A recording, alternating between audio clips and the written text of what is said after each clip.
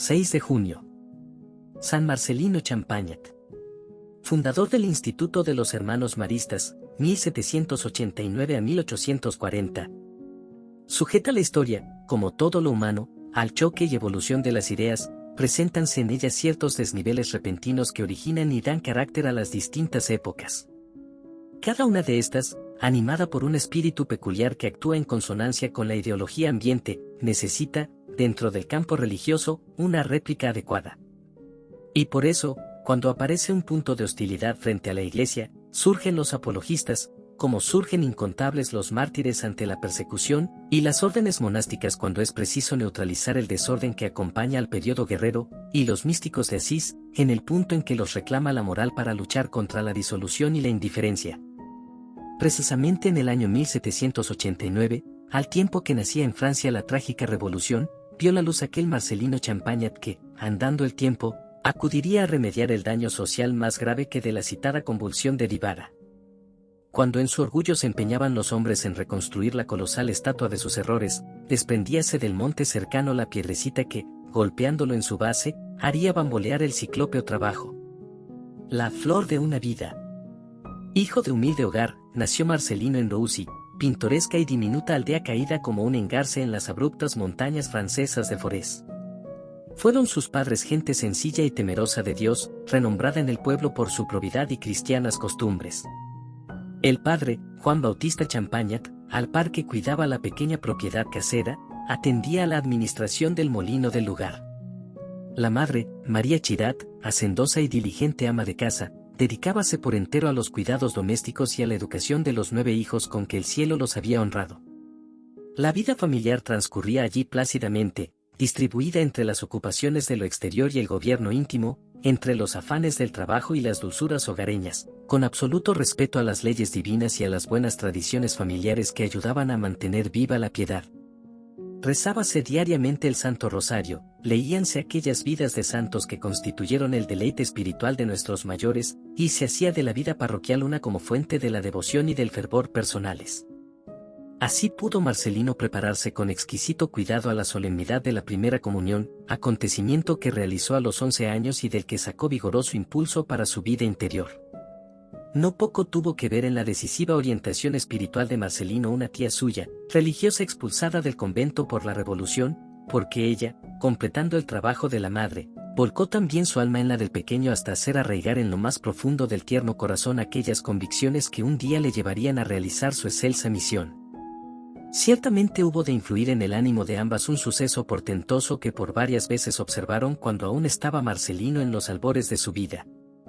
Y fue que una fulgente llama, brotándole del pecho, luego de permanecer largo rato sobre la cabeza del niño, revoloteaba sobre su cuna y ascendía para, enseguida, desaparecer. Fenómeno misterioso que despertó más de un dulce presagio en el corazón de las piadosas mujeres y de cuantos llegaron a observarlo. En tal ambiente de religión e intimidad, transcurrieron fecundos los primeros años hasta que Juan Bautista tomó sobre sí la tarea de preparar a su hijo para la vida iniciándole en los trajines del propio oficio. Marcelino se amoldó perfectamente a los planes de su padre, pues juzgaba, como él, que en aquellas ocupaciones había de resolverse el enigma de su porvenir. No tardaron, uno y otro, en comprender que eran muy distintos los designios del cielo. Un rumbo nuevo. Soñaba Juan Bautista Champagnat con hacer grandes cosas de aquel niño que tan despejado y dispuesto hallaba para sus proyectos. Y soñaba Marcelino que la vida le abría hacia el futuro un determinado horizonte lleno de esperanzas menos que realizadas ya. Creían ambos haber dado con la solución exacta del problema, seguiría el hijo los rumbos en que le precediera el padre. Tales eran los planes del hombre. El Señor, que todo lo dispone y ordena a su mayor gloria y al bien de los elegidos, proyectaba muy distintamente. Pasando por aquellos lugares un sacerdote a quien su prelado enviaba en busca de aspirantes para el seminario, detúvose en casa de los Champagnat. Cuando hubo expuesto al jefe de familia el motivo de su viaje y obtenido de la correspondiente autorización, inquirió entre los muchachos por ver si alguno se orientaba hacia el sagrado ministerio. Las contestaciones fueron tan respetuosas como terminantes, ni habían pensado nunca en estudiar latines ni aspiraban en el presente a cambiar de estado. Reiterada la pregunta al menor de todos, Marcelino, quedóse el joven perplejo sin atinar a responder. Por primera vez en la vida se encontraban sus ideales frente al problema de la verdadera e ignorada vocación. Tal lo entendió asimismo aquel piadoso sacerdote que hubo de decirle como inspirado por Dios: «Hijo mío, debes comenzar inmediatamente tus estudios, pues el Señor te llama al sacerdocio».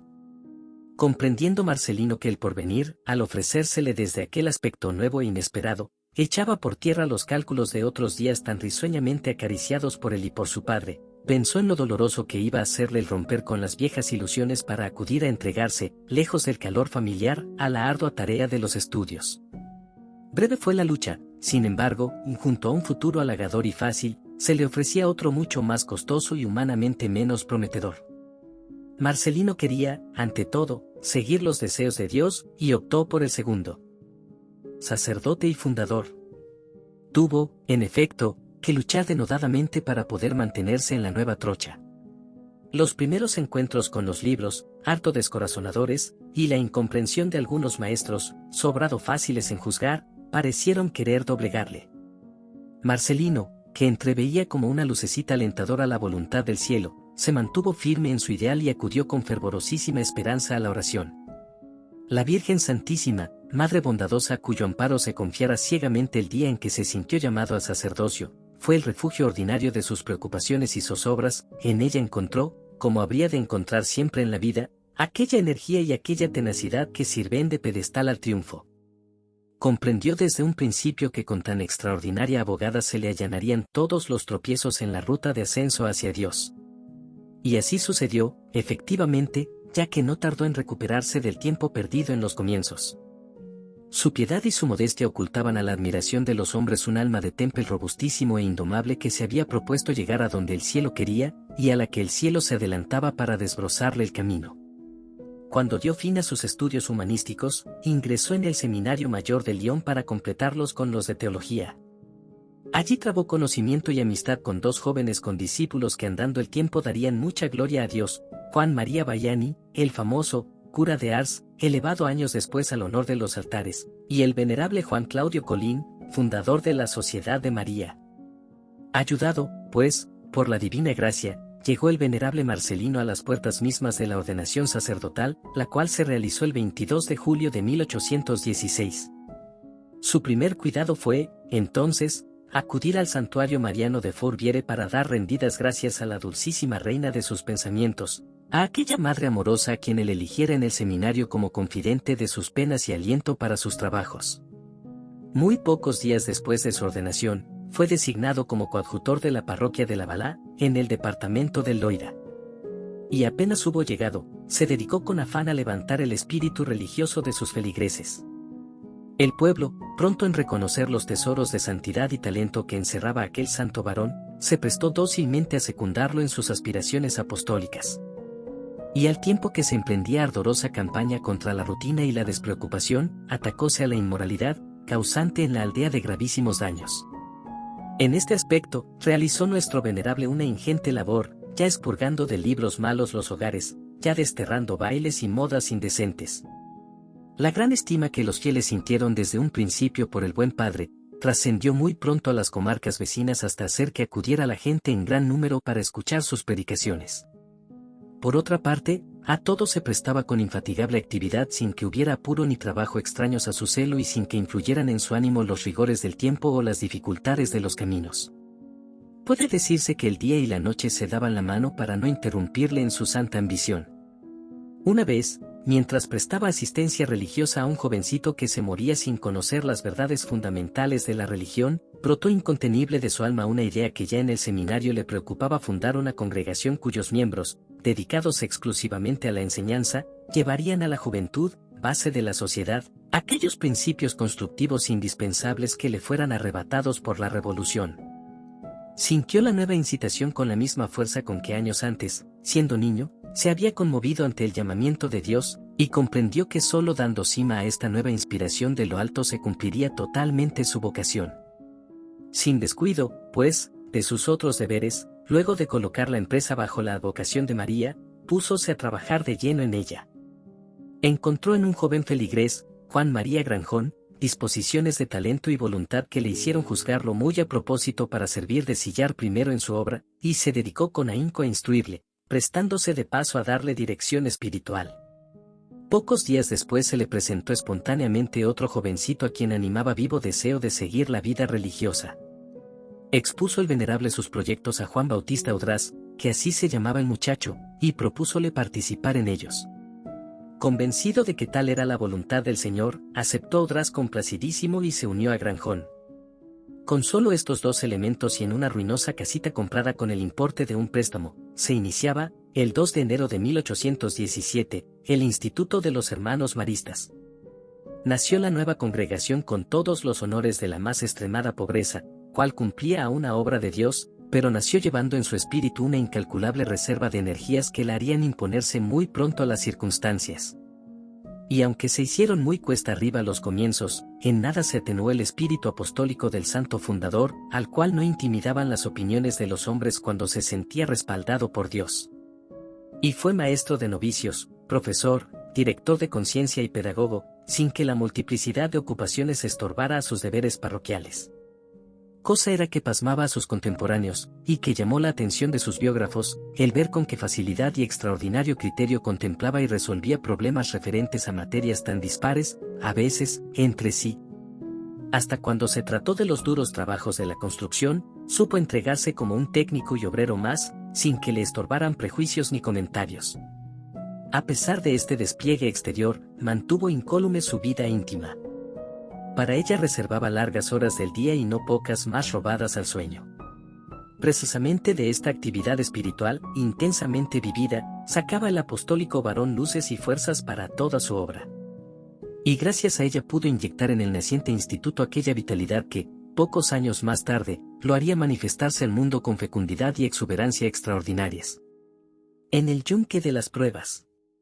No era suficiente con las pruebas pasivas de la dificultad natural, las cuales, no obstante, hubieran desalentado a quien no sintiera como el venerable el premio de la voluntad divina. No bastaban aquellas, era necesario, además, para que nada faltara en los planes del cielo, el trabajo de la oposición activa, humanamente razonada y calculadora. Fue, en un principio, el combate contra la iniciativa en sí misma por parte de algunos que la juzgaban innecesaria, inoportuna y hasta contraproducente. Luego vino la negación de la ayuda material indispensable, seguida por la maledicencia, piqueta demoledora de los grandes entusiasmos. Como quiera que entre tanto arreciaran los aprietos económicos, el tesonero fundador hubo de recogerse con los suyos en la intimidad de la propia confianza y en la seguridad del apoyo de Dios. ¿Qué puede faltarnos?, decía, si tenemos a nuestra disposición los tesoros inagotables de la providencia. Aun cuando el mundo entero se volcara contra nosotros, nada debemos temer, pues Dios está de nuestra parte. E innumerables veces acudió esa providencia divina en ayuda de su siervo cuando ya en lo humano se habían desvanecido todas las esperanzas. Tal un día en que, llamado al locutorio, díjole el visitante que allí le aguardaba: «Perdonadme, padre, que os haya molestado, pero me ha parecido oportuno traeros esta pequeña donación». Y, al decirlo, alargaba una bolsa con 3.000 francos. Precisamente en el momento en que el santo fundador había sido interrumpido, estaba en su habitación orando fervorosamente porque uno de los acreedores, a quien se le debían 2.000, los reclamaba ineludiblemente para aquel mismo día, y no había ni un céntimo en casa. Tan cierta y repetida fue esta ayuda del cielo, que, como lo afirmaba confidencialmente a un amigo, jamás le faltó el dinero necesario cuando tuvo absoluta necesidad de él. No faltó quien, después de sembrar el descontento entre sus discípulos, trató de indisponerlos en contra del venerable a fin de separarlos de él. Poco antes se había llevado hasta el palacio arzobispal la malhadada y tendenciosa campaña de desprestigio. Este continuo luchar contra los hombres y las cosas, acabó por debilitar su salud hasta hacerle caer gravemente enfermo en 1825. Pareció entonces que el edificio tan trabajosamente levantado iba a derrumbarse. La escasez de recursos, la propaganda insidiosa y el forzoso alejamiento del siervo de Dios influyeron en el ánimo general. Fue la prueba decisiva. En cuanto pudo levantarse, hizo reunir a sus discípulos para reiterarles la necesidad en que estaban de proseguir la obra del Señor.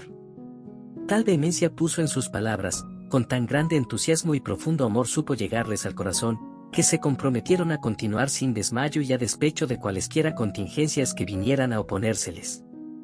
Bien puede decirse que desde aquel momento quedaba definida la línea de ascenso que ya la congregación no volvería a abandonar a lo largo de su historia. La humildad y la fe habían reñido cruel batalla para salir finalmente triunfadoras. Fallidos los cálculos humanos, afirmábase en obras lo que era inspiración de Dios. El triunfo del ideal. Últimos días.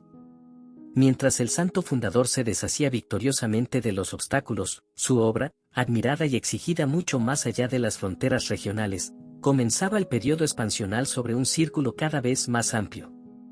La Santísima Virgen, aceptado el cargo de primera superiora con que la designara su fidelísimo siervo, había tomado sobre sí la responsabilidad de conducirla por derroteros de grandeza.